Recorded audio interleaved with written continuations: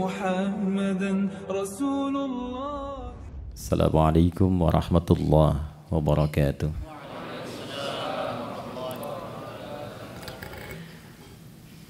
Alhamdulillah, alhamdulillahi wa kafa, wassalatu wassalamu ala rasulillahil mustafa wa ala alihi wa sahbihi wa dhurniyyatihi wa ummatihi wa man wafa wa ba'd.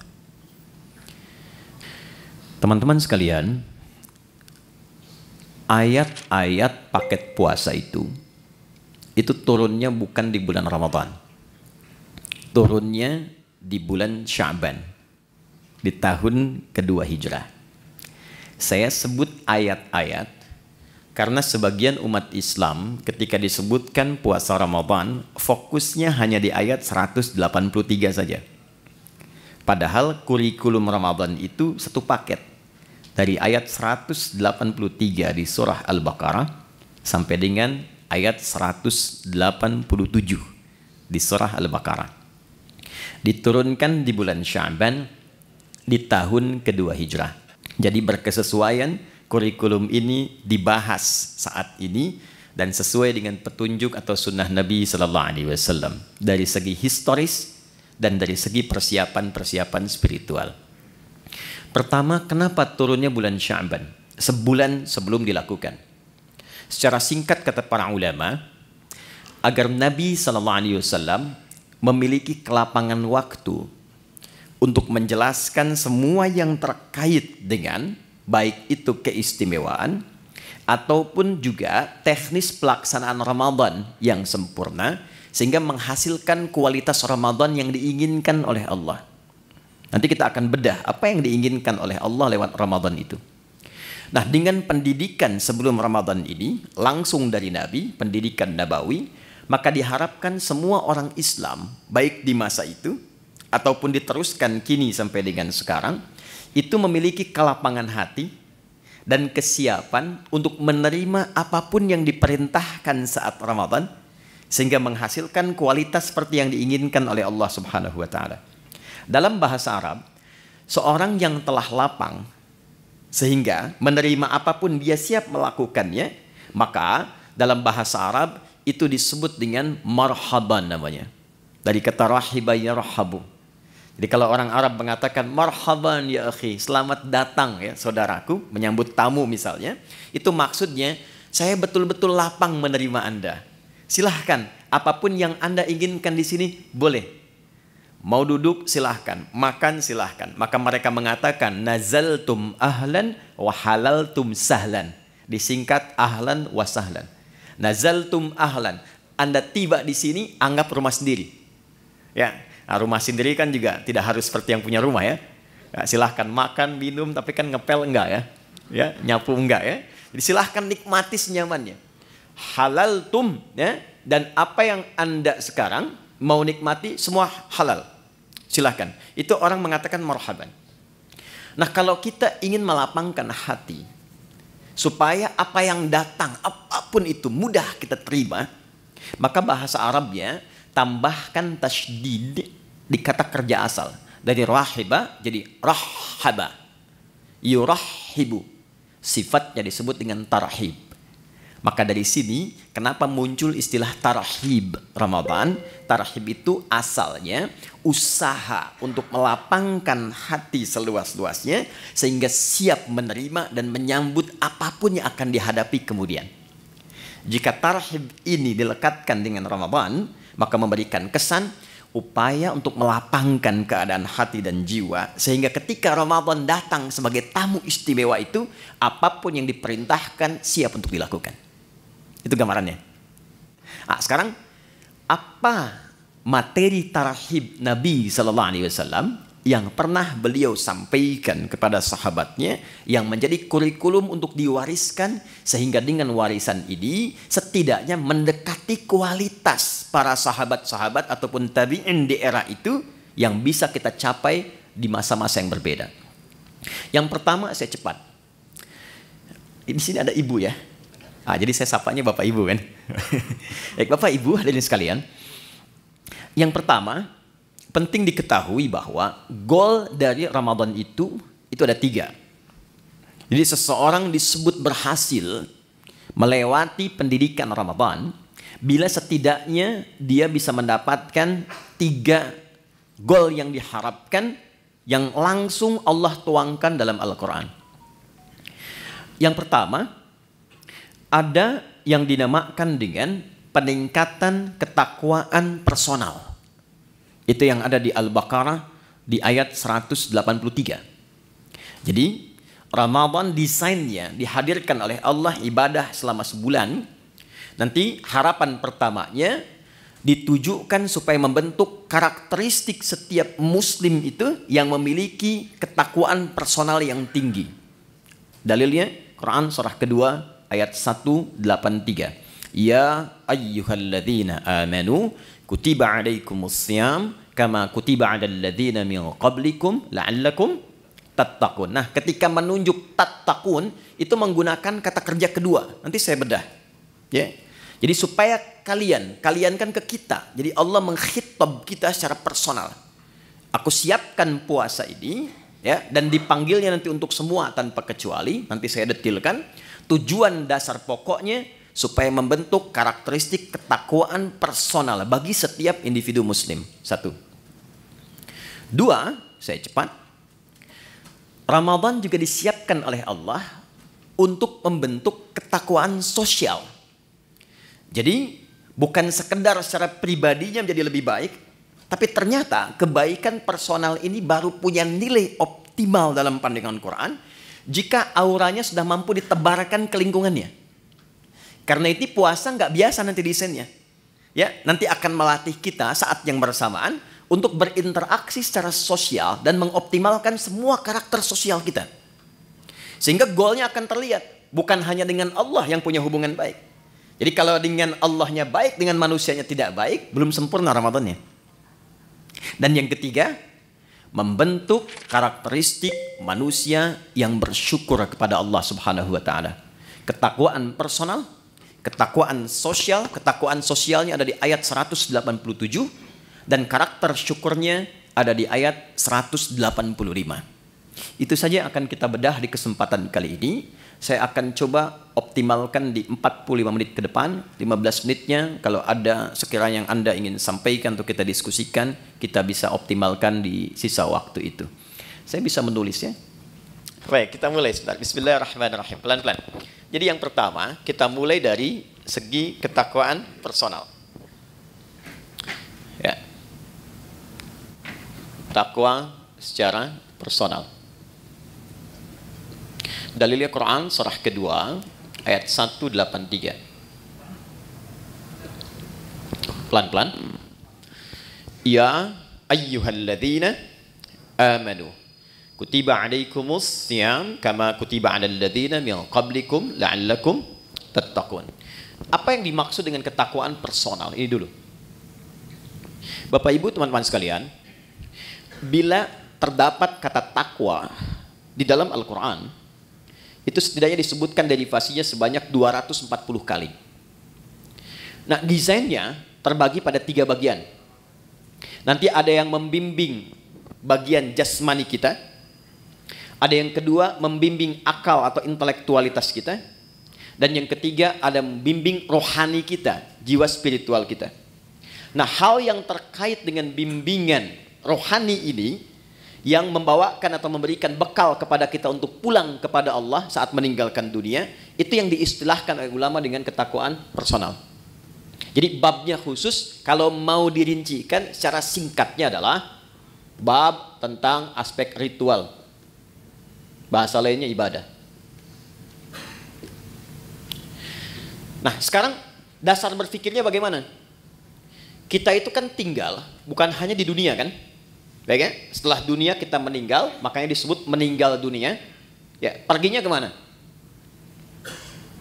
Baik, berbahagianya di dalam Islam, bersyukurnya sebagai muslim, konsep kehidupan yang dijelaskan itu jelas sekali. Gak ada ambigunya. Ya, Anda bisa komparasikan untuk menambah wawasan kita misalnya. Di Islam itu dari bangun tidur sampai tidur dijelaskan. Dari bimbingannya, doanya, caranya. Meninggal dunia sampai ke bab kematian dijelaskan. Mau wafat tuh silahkan, cara yang tenang seperti ini. Setelah meninggal diinfokan, Anda kalau meninggal dunia tempat transitnya, makanya disebut barzah. Barzah tuh waiting room, tempat pemisah. Namanya kubur, ada ayatnya, ada hadisnya, ada detailnya. Setelah itu kemana? Dari dunia ke akhirat. Tempatnya cuma dua, imma di surga atau neraka. Ini tempat menunggunya disebut barzah, alam pemisah. Alamnya disebut barzah, tempatnya disebut dengan kubur. Jelas semua. Ayat, hadis, dalil, lengkap. Nah sekarang pertanyaannya, kalau kita di dunia saja berkehidupan butuh bekal, Anda nggak mungkin datang ke kantor ini tanpa bekal. Dan di sini pun bekerja mencari bekal kan? Dan kita kadang-kadang tugas misalnya keluar. Di setiap tempat kan punya aturannya sendiri ya. Datang ke Amerika, mata uangnya sudah beda. Currency-nya sudah lain. Bekalnya sudah berbeda. Nah sekarang, kalau kita meninggalkan dunia, bekalnya apa?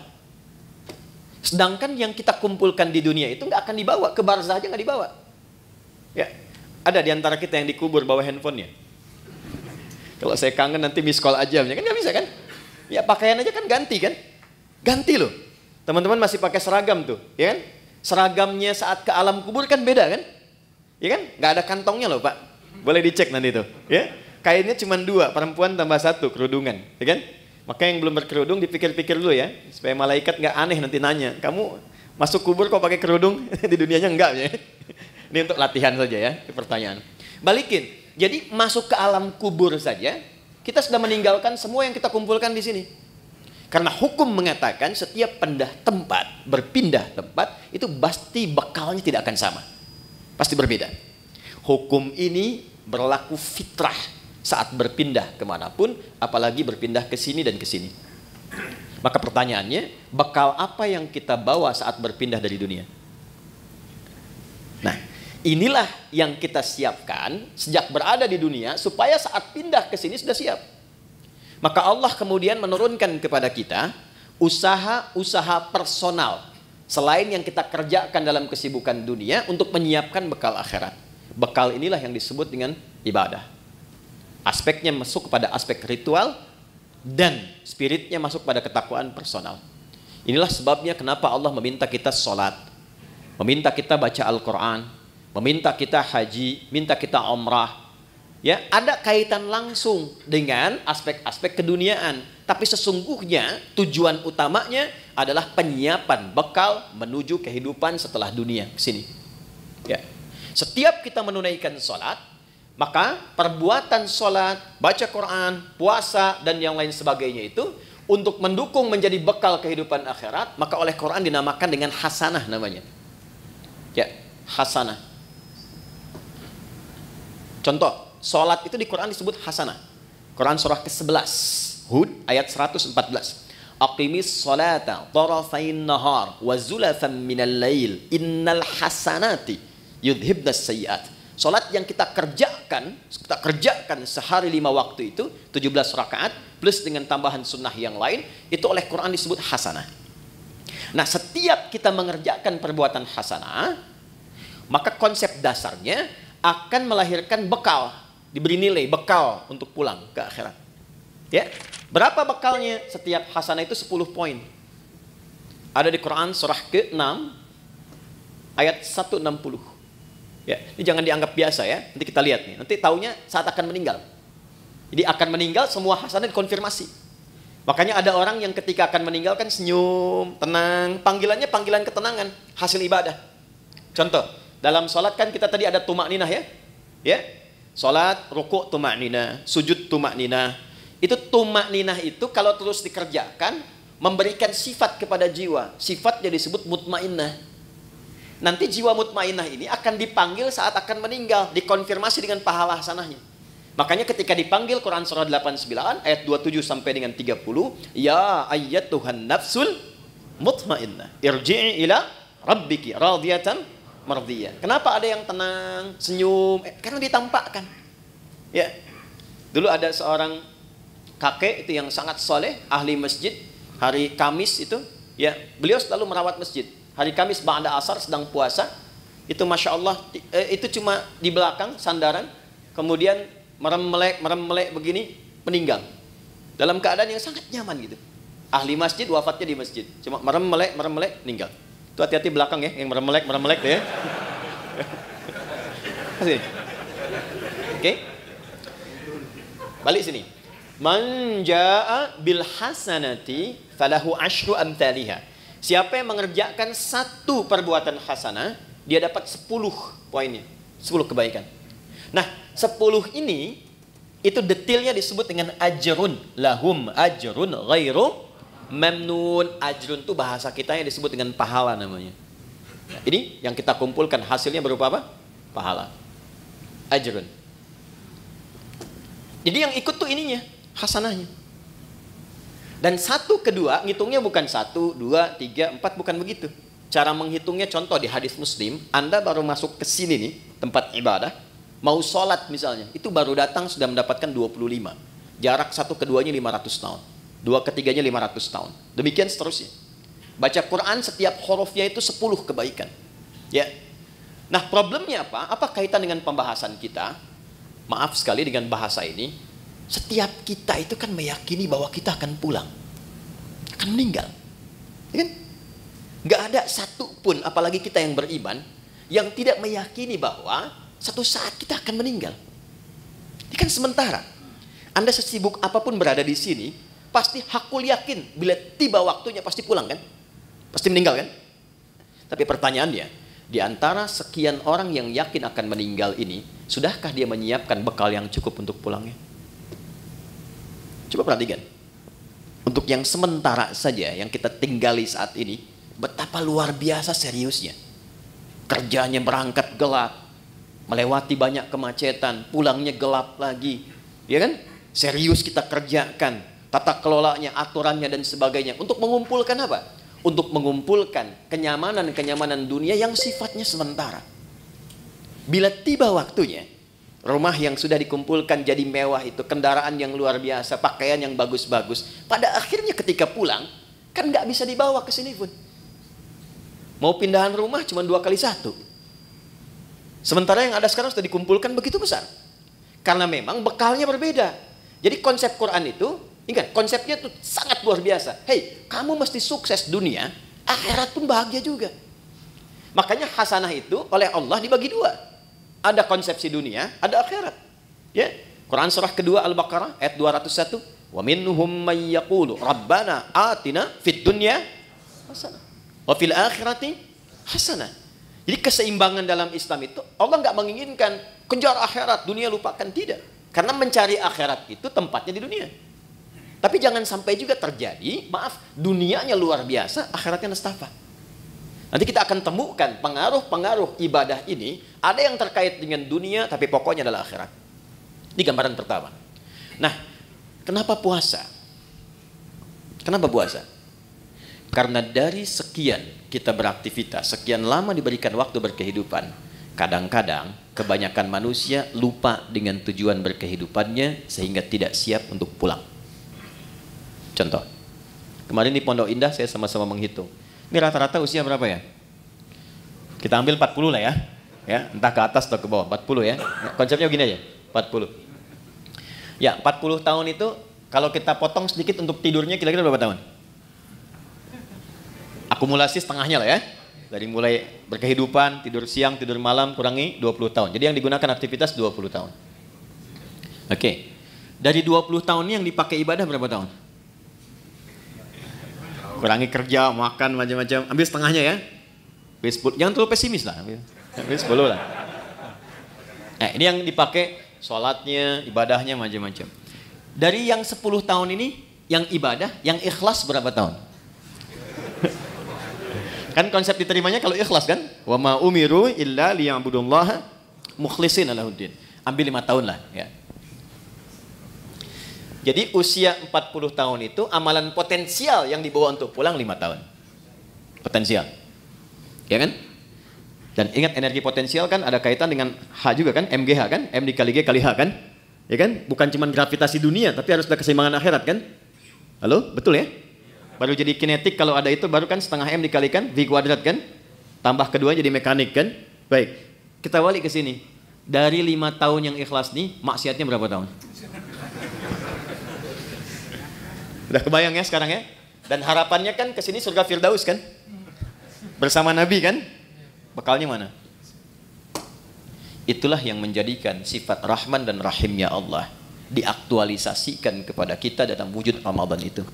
Allah menginginkan sekalipun waktunya terbatas, tapi dengan kasih dan sayangnya diinginkan oleh Allah setiap hambanya yang beriman itu punya peluang yang tinggi untuk mendapatkan rahmat Allah di akhirat berupa surga. Maka didatangkanlah setiap tahun 12 bulan itu dari sekian kesibukan 30 hari khusus untuk meningkatkan ketakwaan personal ini sehingga meningkatkan peluang-peluang untuk mendapatkan rahmat di akhirat. Kenapa wujudnya puasa? Karena puasa adalah desain satu-satunya yang menjadikan setiap manusia mudah meningkatkan amal soleh. Satu, Anda kalau tidak sedang puasa, jangankan sholat sunnah, maaf, sholat fardu pun kadang terlambat. Dan kesannya biasa. Nanti lihat saat puasa, jangankan sholat fardu, ketinggalan sunnah, gelisah. Lihat awal pertama Ramadan nanti, ya, para ibu bahkan sudah maaf sekali, ya, sudah mulai memesan tempat, membuk tempat-tempat saf pertama dengan sajadah itu.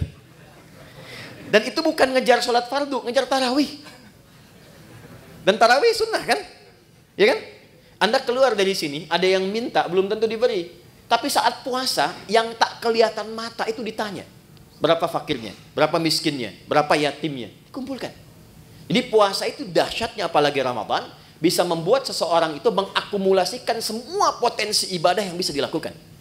Orang yang nggak pernah ke masjid, itu Ramadan bisa saf pertama. Tapi saya tidak katakan setiap yang saf pertama nggak pernah ke masjid ya. Tapi bisa datang itu luar biasa. Ya, Quran yang nggak pernah jarang ngaji itu bisa tadarus. Itulah dahsyatnya Ramadan. Satu. Yang kedua, ketika seseorang sudah mulai mendapati Ramadan, apalagi dia serius dia bekerjakan itu, maka potensi-potensi maksiat yang mengikis kebaikan-kebaikan itu bisa dijaga, bahkan ditekan dan dihilangkan saat Ramadan. Seorang yang pemarah sekalipun, itu bisa libur marahnya, Pak. Ada pemarah jam 5:30 dicaci maki, 30 menit lagi buka, jam 6 buka, 5:30 caci maki. Dia nggak balas, dia diam aja. Istrinya heran, dia tanya, kok nggak balas, Pak? Tar habis maghrib gitu. Bisa tahan. Ya. Karena konsepnya demikian, minimal dia takut batal puasanya, dia melatih dirinya dari sejak awal. Korupsi bisa libur tuh. Ya. Sogok menyogok bisa libur, takut batal. Ya. Itu konsep dasar pertama, kenapa dimunculkan puasa? Karena panggilannya ketakwaan personal, di bagian pertama. Jadi secara singkat begini, di balik kesibukan dunia yang kita kerjakan, sekali-kali Allah minta kita sadar, hei ingat kamu akan pulang. Kalau memang belum bisa mendapatkan yang optimalkan Ramadan. Karena itulah saya cepat langsung ke ayatnya. Ini kalau waktunya panjang, saya bisa detilkan dari setiap huruf Quran. Contoh, waktunya panjang, cuman kesempatannya ini. Yuk, masuk ke Al-Baqarah 183. Saya ambil contoh singkat saja. Ya ayyuhalladzina amanu. Saya ambil satu ini saja. Itu kalimat. Ya disebutkan 361 kali dalam Al-Quran. Itu menunjuk panggilan. Bisa panggilan dekat, menengah, dan jauh. Nidaul qarib, mutawassit, wal ba'id. Huruf panggilan di gramatikal bahasa Arab itu ada 14. Tapi yang di Quran digunakan hanya ya. Memanggil dekat, menengah, dan jauh. Ayyuha disebutkan 150 kali dalam Al-Quran. Ayyunya berfungsi menguatkan pesan, haknya mengingatkan. Alladzina disebutkan sebanyak 1080 kali dalam Al-Quran. Panggilan mencakup semua tanpa kecuali. Laki-laki, perempuan, besar, kecil, dan semua status keduniaannya. Perhatikan baik-baik. Betapa satu huruf ini kesannya luar biasa. Khusus untuk Ramadan.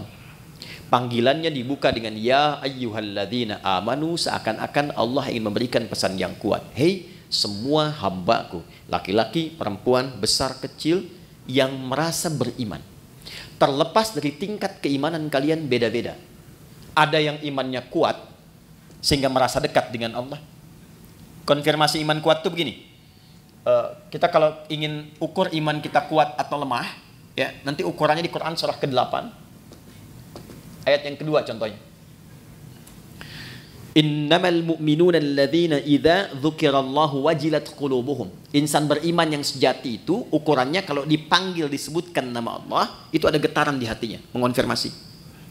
Karena itu diperdengarkan nama Allah setiap hari 5 kali, setiap pergantian waktu di telinga kita. Telinga itu bahasa Arabnya udun, jamaknya disebut adzan. Maka diperdengarkan dalam adzan lafaz Allah, Allahu akbar, Allahu akbar. Nah, teman-teman merasakan nggak waktu ada panggilan itu di hati itu ada getaran kan? Allahu akbar, Allahu akbar, ada getaran kan? Nah, itu konfirmasi iman. Kalau kemudian itu direspon dan sadar saat dipanggil, misal subuh 4.35 dipanggil, Anda masih tidur, Allahu akbar, Allahu akbar, Anda langsung bangun, ya Allah sudah adzan, wudu, siap-siap sholat. Nah, ini menunjukkan iman Anda standar. Masih charter tuh. Standar. Ya, Anda jam kerja jam 7 di sini, masuk jam 7, standar kan? Ya kan? Tapi yang hebat tuh begini, dipanggil 4.35, jam setengah 4 sudah bangun. Ada yang begitu. Ya, itu isyarat misal di Quran surah ke-4 ayat 103. Inna salata kanat 'alal mu'minina kitaban mauquta. Insan beriman tuh tahu waktu salat karena tahu dia siap-siap sebelum dipanggil. Itu yang hebat. Nah, maka orang-orang yang standar itu yang menengah jaraknya. Ya, hei yang menengah, yang kalau dipanggil baru datang. Ya, atau yang merasa imannya kuat. Sebelum dipanggil sudah siap-siap. Ada yang lemah, dipanggil 4.35, dia baru bangun 5.34. Itu pun belum ingat sholat. Ya. Tapi dahsyatnya dalam Ramadan, di hari pertama dipanggil, Allah tidak melihat semua tingkat keimanan itu. Allah panggil semua dengan satu huruf yang sama. Seakan-akan mengatakan begini, aku tidak peduli betapa tingkat iman kalian. Maka di detik ini aku panggil semua tanpa kecuali. Yang lemah aku kuatkan, yang menengah aku dekatkan, yang dekat pun aku tambahkan kekuatan kembali. Itulah yang menjadikan semua kita tanpa peduli karakteristik imannya, parameter tingkat rendah dan tingginya. Coba lihat, bukti ayat ini. Di awal Ramadan semua semangat. Lihat nanti, hari pertama Ramadan. Ya, kita insya Allah tanggal berapa nanti? Tanggal 1 Ramadan, ya, 1 Ramadan. Yang kemungkinan Masehinya nanti saya sampaikan belakangan saja, ya, belakangan saja. Tapi insya Allah sama 1 Ramadan. Pas 1 Ramadan, malam tarawih, itu semua akan kumpul di masjid. Terlihat, nggak peduli apakah dia jarang ke masjid, apakah dia jarang berjamaah, itu bisa kumpul semua. Tapi problemnya adalah Allah turunkan rahmat itu hanya di awal untuk memberikan sebuah bekal dasar. Nah, apakah kita mampu menjaga itu atau tidak sampai akhir itu kembali kepada manusianya masing-masing. Itulah sebabnya butuh tarhib. Kalau nggak disampaikan dari tarhib, itu bisa terjadi kemajuan. Anda awal sampai 10 saf, hari kedua maju 9, 3, 8, ya. Terus sampai dekat mudik kosong kan? Ya. Dan itu selalu diingatkan sebelum Ramadan, tapi kejadian terus gitu. Coba lihat nanti. Ya, karena apa? Motivasinya berbeda. Motivasinya berbeda. Nah, ini poinnya. Jadi di awal Ramadan, ya sudah diingatkan dalam ayat yang pertama turun, Allah berikan perangkat kemudahan bagi setiap personal untuk mendekat kepada Allah. Supaya terjadi peningkatan ketakwaan. Dahsyatnya apa? Ini motivasi pertamanya. 1. Saya langsung kembali ke hadis di Al-Bukhari. Perhatikan baik-baik. Man shama Ramadhana imanan wa ihtisaban ghufira lahu ma taqaddama min dhanbi. Masuk malamnya, hadis yang sama, beda diksinya. Man qama Ramadhana imanan wa ihtisaban ghufira lahu ma taqaddama min dhanbi. Karena pertama kali masuk Ramadan kita ibadah malam, salat, disebut dengan qiyam, pekerjaannya disebut dengan qama. Perhatikan anugerah besarnya saat Ramadan. Dari alladzina dipersonifikasi jadi man. Kalau man itu sudah ke personalnya. Kalau alladzina masih umum. Siapapun dari yang banyak ini, malamnya memulai dengan menyiapkan diri untuk menunaikan tarawih. Man qama Ramadhana, khusus Ramadan, bukan yang lain. Imanan, karena panggilan imannya merespon seruan Allah. Di Allah panggil, ya ayyuhalladzina amanu, Anda datang dengan iman itu. Jadi bukan karena orang lain tarawih Anda ikut. Bukan karena imamnya bagus saya ke situ gitu. Bukan. Karena kesadaran bahwa selama ini saya sibuk, jarang nyari akhirat. Selama ini orang sudah menghafal Quran, saya baca aja belum punya waktu. Selama ini orang tahajud, saya masih kejar kerja lagi. Dapat meninggal, bekal belum siap. Maka ketika diberikan Ramadan, saya sadar ini peluang saya. Maka dia datang dengan imannya. Begitu datang dengan imannya, dia mengoreksi dirinya. Dia sadar, ya Allah, selama ini saya sibuk, Engkau berikan aku kesempatan sekarang untuk mendekat kepadamu. Lalu dia bacakan kalimat yang Nabi ajarkan kepada Sayyidah Aisyah Ummul Mukminin. Allahumma innaka afuwwun karim, tuhibbul afwa fa'fu anni. Ya Allah, Engkau mencintai orang-orang yang mendekat kepadamu. Engkau maha mulia yang memaafkan. Selama ini hamba sibuk, hamba banyak berbuat maksiat. Malam ini hamba menegadah kepadamu untuk memohon ampunanmu. Itu yang disebut ihtisaban.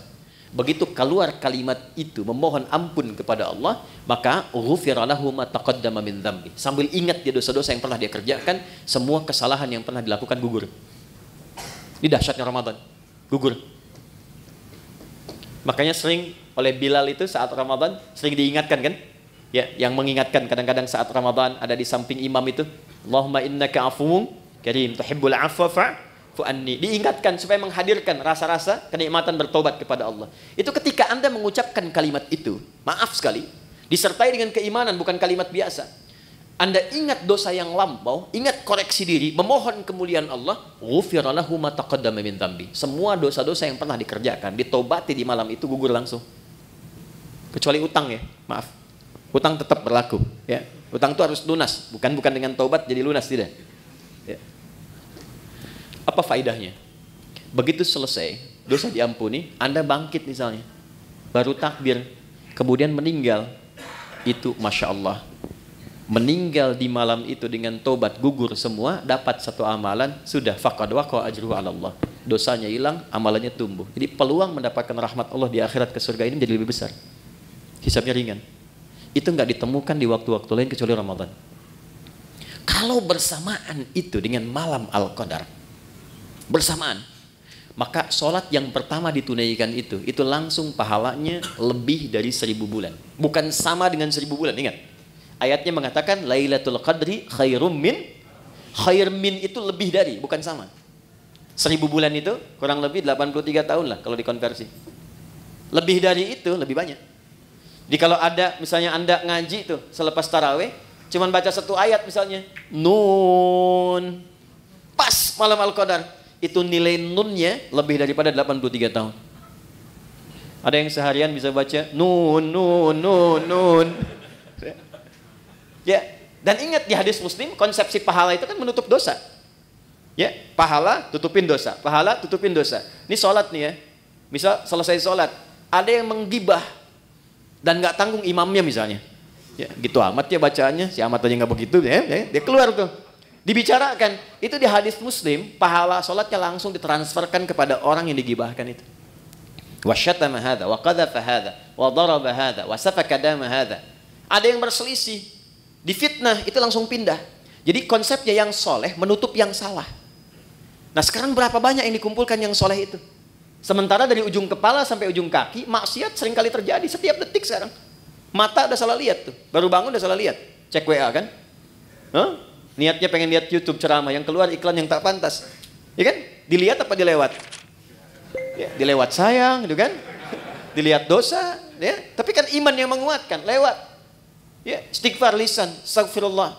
Ya, ingat meninggalkan maksiat itu ada pahalanya. Jadi ketika Anda skip atau Anda palingkan ada istighfar, dicatat pahala. Bukan cuma tinggalkan biasa, itu nahi mungkar. Nahi mungkar itu ada pahala seperti amar ma'ruf. Tapi harus bersamaan. Palingkan istighfar, bukan istighfar nggak berpaling. Astagfirullah. Apa? Ya. Apalagi sini, ini nutup nih. Jadi itu nggak ada kecuali Ramadan. Maka tumbuhkan motivasi, maaf sekali dengan bahasa ini, tumbuhkan motivasi bahwa Ramadan itu adalah momentum kita untuk mengejar husnul khatimah. Itu poinnya. Maka di ujung ditutup dengan kalimat kama kutiba 'alal ladzina min qablikum la'allakum tattaqun. Diharapkan dengan meningkatnya ibadah di bulan puasa ini ada kesadaran personal dalam diri kita bahwa kita suatu saat akan pulang, dan bekal pulang itu cuma takwa. Cuma takwa. Karena saat kita roh ditanamkan pada jiwa, itu membawa potensi takwa. Jadi begitu roh masuk ke dalam jiwa kita menjadi nafas, diserap ke dalam bahasa Indonesia menjadi nafas, bisa bernafas tanda kehidupan. Nafas itu kalau sudah masuk ada takwanya. Di mana ditemukan? Quran surah 91 ayat 7 sampai 10. Wa nafsi wa ma sawwaha fa'alhamaha fujuraha wa taqwaha. Makanya potensi takwa itu dioptimalkan dalam bentuk ibadah. Setiap ibadah itu pasti ada takwanya. Kita sholat barusan. Sholat itu dibuka dengan kata iman dan takwa. Dzalikal kitabu la raiba fi hudal lil muttaqin. Siapa orang takwa di situ? Alladzina yu'minuna bil ghaib wa yuqimunas shalah. Puasa jelas. Haji, nanti mau haji itu. Itu takwa ujungnya. Al-Baqarah 197, wa tazawwadu fa inna khairaz zadit taqwa. Itu poinnya. Jadi secara singkat, kalau kita dengar kata Ramadan, Ramadan, Ramadan, sandingkan kalimat itu dengan kata pulang. Yuk, jadi kalau sekarang masih kita abai dengan Ramadan, tanyakan aja, kalau meninggal siap nggak bekalnya? Ya, saya tutup dengan satu bagian pertama ini, dengan satu kalimat dari Jibril alaihissalam, yang Nabi langsung like, kita wajib share, nggak usah komen lagi. Ya, perhatikan komentar Jibril alaihissalam, ketika Nabi akan naik ke mimbarnya, mimbar Nabi itu ada 3 gundakan, step 1, 2, 3. Begitu naik, kata Jibril alaihissalam, ini ada di Al-Mustadrak, karya Al-Imam Al-Hakim Naisaburi. Kata Jibril alaihissalam, Raghima anfu rajulin au bu'dan, celaka seseorang dan akan jauh dari rahmat Allah, liman adraka ramadhana falam yughfar lahu, yang sudah disampaikan ke Ramadan tapi tak mampu mengonversi Ramadan itu sebagai rahmat untuk meningkatkan ketakwaan dirinya, sehingga tak mampu diampuni oleh Allah Subhanahu wa taala. Dikasih sehari Anda nggak tobat, ada kedua. Hari kedua Anda nggak tobat, ada ketiga. Tapi 30 hari dikasih nggak tobat-tobat, berapa lama lagi waktu yang dibutuhkan oleh Anda untuk mendapatkan rahmat Allah Subhanahu wa taala? Itu poin 1. Pengingatnya saat selesai Id nanti. Dari kata ada ya'udu, tempatnya disebut ma'ad, waktunya disebut dengan mi'ad. Innallaha la yukhliful mi'ad, waktunya. Innal ladzi farada 'alaikal qur'ana laradduka ila ma'ad, tempatnya. Id itu sifatnya. Kenapa di ujung Ramadan disebut dengan Idul Fitr? Bukan hanya mengembalikan ke waktu kita makan lagi, Idul Fitri, tapi mengingatkan bahwa satu saat kita akan pulang, dan pulangnya membawa jiwa yang suci, yang penuh dengan nilai ibadah. Ya, illa man atallaha biqalbin salim. Nah, itu ditunjukkan setiap kali selesai puasa. Berbahagianya di Indonesia ini, kebiasaan Id ini muncul. Mudik kan? Ya kan? Mudik itu kan pulang ke Udi kan? Pulang ke kampung kan? Dan yang pulang, itu berani pulang kalau punya bekal.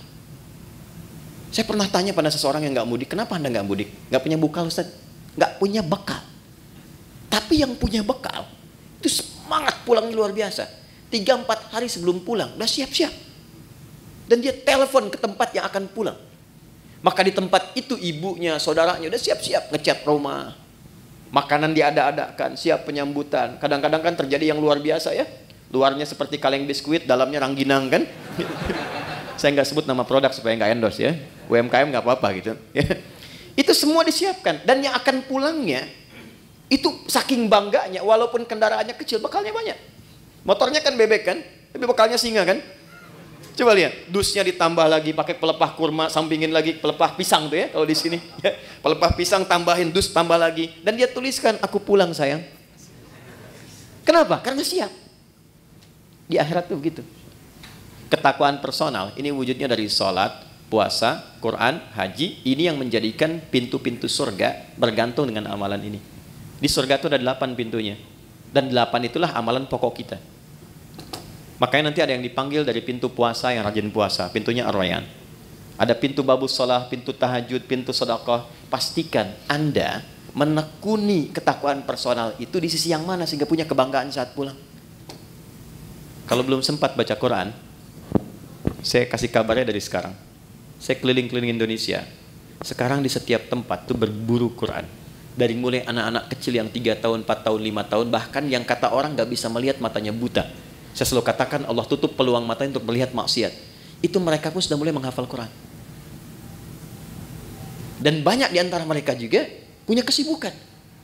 Anda yang tempat ber-AC, nyaman, tenang, enak, dengan semua fasilitas belum mampu mendekat kepada Allah, maka bandingkan dengan orang-orang yang kerja di lapangan. Ada satu tempat, istrinya itu suka ngambil suluh, suaminya kerja serabutan. Tapi kalau orang datang ke situ, itu Masya Allah, semua yang terbaik dihidangkan, makanan, ikan dan sebagainya. Dan istri akan mengatakan, Alhamdulillah, Abi itu kalau pulang Allah kasih uang banyak sekali. Berapa sebulan? Ya kalau nggak 500, 700 ribu. Tapi tahu kan Anda, istrinya hafal Quran 30 juz dan suaminya 7 riwayat. Dan mereka bekerja dalam diam. Dunianya hasanah dan mereka menyiapkan akhirat yang sangat dahsyat untuk pulangnya. Karena di antara yang diparadekan oleh Allah untuk pulang itu, dan diperintahkan malaikat berjajar di setiap pintu surga menyambut, itu ahli Al-Quran. Makanya Ramadan kita punya kebiasaan mendalami Al-Quran, salah satunya untuk itu. Nah, jadi kita lihat spirit pertamanya itu. Jadi nanti saat akan ke Ramadan, siapkan agendanya dari sekarang. Ini kurikulum yang Nabi ajarkan. Ya, mohon maaf dari sekarang. Rencana mau berapa juz khatam nanti? Mau berapa juz hafal? Jangan tanggung, 30 juz pasang target. Hafal Quran. Maksud saya begini, kalau target 30, nyangkutnya kan jelas, 28, 27, kan 3 juz ya. Kalau cuma 1 juz kan targetnya, nanti nyangkutnya kan nggak jelas tuh ke bawahnya. Dari sekarang siapkan. 1, sedekahnya, ya. Kemudian sholatnya, sholat sunnahnya, dari sekarang bikin. Menunya keluarkan semua. Nanti checklist, minimal salah satu pernah dilakukan. Ya, checklist 1, 2, 3. Selesai Ramadan, demi Allah saya katakan, rasakan pasca Ramadan, apakah ada perubahan, peningkatan ketakwaan personal ini setelah selesai menunaikan puasanya. Nanti cirinya pada bagian ketiga. Saya cepat, saya punya 5 menit lagi. 2, ada jenis kedua disebut dengan ketakwaan sosial. Ayatnya ke 187, lihat ujungnya. La'allahum yattaqun, dari taqiyah. Kalau tak itu Anda, kalian, personal. Kalau ya dibicarakan dia. Kalau dijamakkan tambah un di ujungnya, yattaqun, mereka. Jadi bukan hanya membentuk secara pribadi untuk kita, tapi interaksi dengan lingkungan sosial kita. Hablum minan nas, hablum minal makhlukat. Maka ciri orang yang berhasil puasanya bukan hanya baik secara personal, tapi implementasi kebaikan personal itu bisa dilihat dari perbuatan baiknya dengan sesama.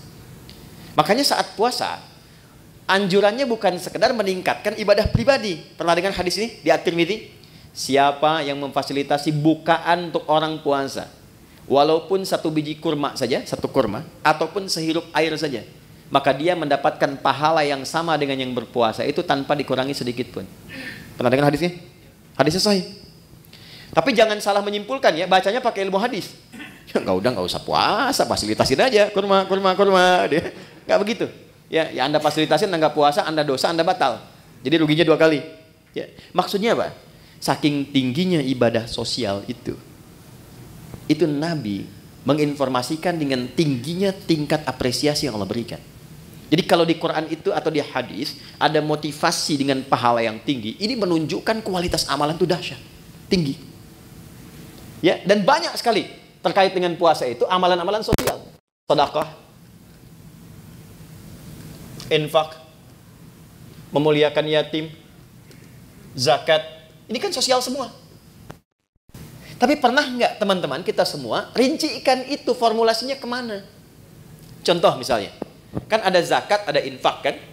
Baik, zakat itu untuk siapa? Infak untuk siapa? Ternyata skema infak itu dia ada 2 tuh. Ada infak wajib, ada infak sunnah. Yang wajib itu untuk keluarga, disebut dengan nafkah namanya.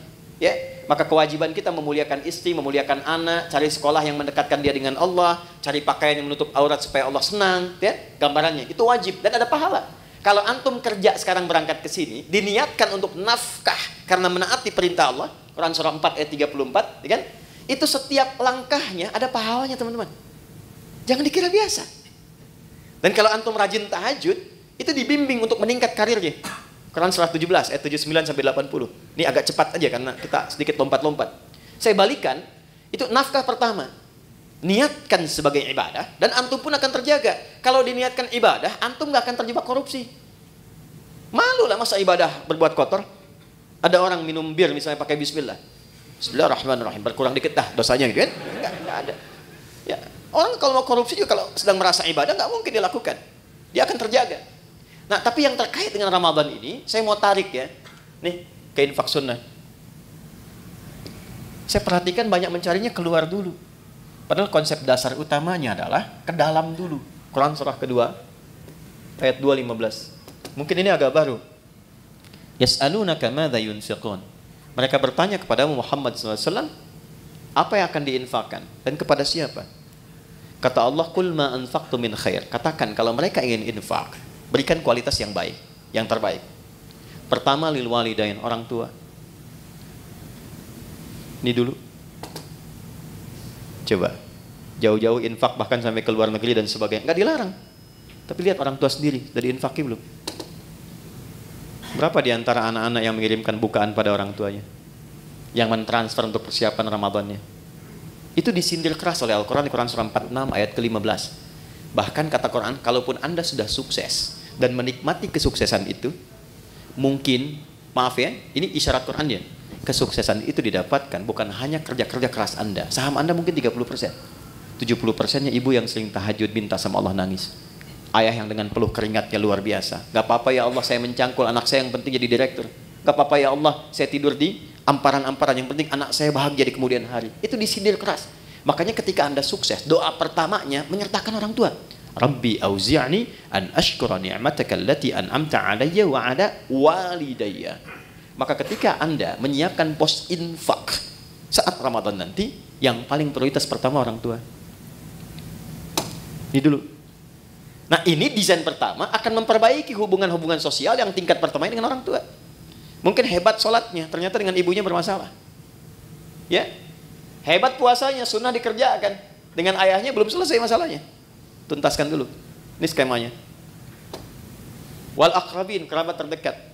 Nomor 2. Wal yatama, baru naik ke anak yatim. Wal masakin, baru orang miskin. Wabnis sabil, orang-orang yang kesulitan. Setelah itu, baru nanti yang umum. Yang fisabilillah, banyak sekali cabangnya, bisa kita kumpulkan. Nah, singkatnya adalah, mumpung sekarang kita masih di bulan Sya'ban, dari sekarang disiapkan, nabung dari sekarang. Berapa anggaran infaknya nih untuk skema sosial untuk Ramadan? Setiap hari keluarkan misalnya 1, 2, 3, support A, support B, support C. Karena yakin Ramadan itu dengan sendirinya pasti akan meningkat. Pasti disiapkan oleh Allah. Pandai-pandai melihat berapa yang Allah siapkan untuk kita. Kalau sudah cukup di dalam rumah, Anda dapat gaji misalnya 20 juta. Kebutuhan di rumah 10 juta, tabungan 5 juta untuk ke depan, untuk anak-anak. Berarti 5 juta itu peluang ibadah Anda lewat harta. Optimalkan. Tinggal diatur nanti bagaimana penyalurannya saat Ramadan. Dan yang paling dahsyat, ada nanti skema yang ketiga, yang terakhir, sedekah. Yang sifatnya lebih luas lagi. Bukan hanya muslim, tapi sampai non-muslim. Sampai non-muslim. Anda bekerja kan di sini nggak semuanya muslim tuh. Pasti ada non-muslimnya. Nah, tebarkan aura Ramadan kepada teman-teman juga. Ya. Jadi begitu datang nanti bulan Ramadan, bisa dibikin skemanya untuk sedekah itu lebih luas sifatnya. Mungkin di antara anak mereka ada yang kesulitan, bisa diberikan bantuan SPP-nya. Gitu kan?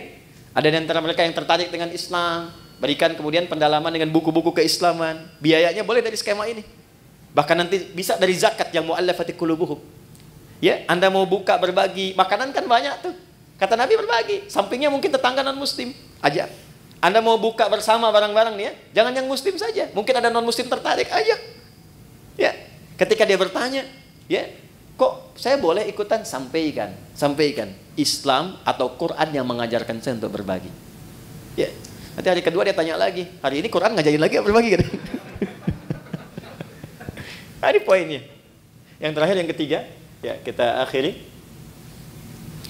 Jika semua ini sudah bisa kita lakukan, maka semua latihan ini akan merubah kepribadian kita dan membentuk karakteristik yang baru pasca Ramadan. Gambarannya begini, maaf sekali, kalau teman-teman biasa makan, pakai ayam, pakai kerupuk, Ya, ini Ustaz Mubarak waktu pesantren tuh capruk, kecap kerupuk, ya. Saya satu pesantren dengan beliau loh. Kecap kerupuk ya. Nah, setelah 30 hari. Hari ke-31, ayamnya dikasih, kerupuknya nggak dikasih. Kira-kira komentar pertama apa? Mana kerupuknya? Karena sudah terbiasa kan? Baik. Ramadan kan kita dilatih. Kebiasaan sholat, biasa baca Quran, biasa berbagi, biasa mendekat, biasa evaluasi. Masa 30 hari melakukan itu nggak merubah karakter? Pasti akan ada perubahan. Ya. Hal pertama yang didapatkan pasca itu, yang pertama ketenangan. Itu dulu. Jadi Allah itu kalau ingin merubah seorang hamba jadi lebih baik, hatinya ditenangkan dulu. Karena tenang ini kunci sejalannya. Hidup tenang, Di rumah tangga kan tenang ya. Samara itu kan sakinah dulu. Sakinah kan tenang ya. Di kaya pun kalau nggak tenang nggak enak. Coba pilih mana? Kaya tapi gelisah atau miskin tapi tenang? Nggak ada pilihan ketiga, jangan maksa. Saya tahu kaya dan tenang ya. Kaya tapi gelisah atau miskin tapi tenang? Jadi Allah itu kalau ingin merubah seorang hamba menjadi lebih baik, itu diberikan ketenangan dulu. Setelah tenang nanti baru diinstal. Dia pengen apa? Apakah ilmu, apakah harta atau kedudukan? Baru diarahkan. Anda kalau sholat, yang didapatkan kan bukan solusi dulu kan? Sebelum tanha anil fahsya'i wal munkar, ketenangan dulu. Makanya kalau orang itu kalau sudah sholat, sholatnya bagus, hatinya lebih tenang. Baca Quran juga begitu. Ya, jadi kalau Anda sedang gelisah, ibu-ibu itu jangan bikin status. Gak menyelesaikan persoalan. Ya, ini mendung di sekitaran bikin status. Mendung ya, yang gak menghentikan mendung kok. Ya. Kalau sedang gelisah, ambil wudhu, ngadap kiblat, ambil mushaf, baca Quran. Tenang hati. Walaupun solusi belum datang. Nah, Ramadan pun begitu. Ketika Allah ingin tanamkan hidayah pada seorang hamba, yang diberikan pertama ketenangan, lebih tenang pribadinya. Kedua, lebih nikmat dalam beribadah, lebih berkualitas, merasakan peningkatan kualitas dalam ibadah. Jadi ada kecenderungan ingin nambah, ada mulai rindu dengan tarawih, padahal mau berakhir, ya kan? Maka saat itulah kemudian tanda awal dari Allah bahwa hidayah telah ditanamkan dalam diri kita. Ketika ditanamkan pada diri itu, maka wujud yang terakhir yang Allah inginkan, walitukabbirullaha ala ma hadakum wa la'allakum tashkurun. Membentuk pribadi yang lebih bersyukur. Apa itu syukur? Secara singkat, syukur adalah mampu mengonversi semua nikmat yang Allah berikan pada setiap tempat yang Allah kehendaki. Maaf, lisan ini fungsinya untuk bicara. Tapi Allah menginginkan bukan sekedar bicara, bicara yang baik-baik. Itulah syukur. Syukur dengan mata melihat yang baik-baik. Syukur dengan tangan menulis menggerakkan yang baik-baik. Maka orang yang lulus puasanya, puasa itu akan merubah kepribadian dirinya menjadi lebih baik sebagai syukur kepada Allah Subhanahu wa taala setelah menyelesaikan pelatihan selama 1 bulan itu. Karena dia mendapatkan syukur itu, maka dia coba mengekspresikannya dengan bertakbir. Itulah sebabnya hari pertama di bulan Syawal kita bertakbir, Allahu Akbar, Allahu Akbar, Allahu Akbar. Takbir itu ada 2 jenisnya. Ya, ada takbir perjuangan, ada takbir sebagai syukur. Nanti ada yang menambahkan ulama dengan takbir ibadah seperti dalam sholat. Takbir perjuangan itu saat berjuang, Allahu Akbar, Allahu Akbar, Allahu Akbar. Bung Tomo teriak Allahu Akbar, yang lain Allahu Akbar. Sampai di undang-undang kita nama Allah masuk. Atas berkat rahmat Allah yang Maha Kuasa. Sebagai wujud perjuangan kita. Ada takbir dari syukur. Sebagai wujud Allah telah memberikan hidayah kepada kita. Itu boleh bertakbir. Ya, Anda misalnya puasa. Kalau saya dapat sesuatu, saya pengen puasa. Begitu dapat, diberikan Anda puasa. Anda bertakbir misalnya, Allahu Akbar, itu sunnah. Boleh untuk dilakukan.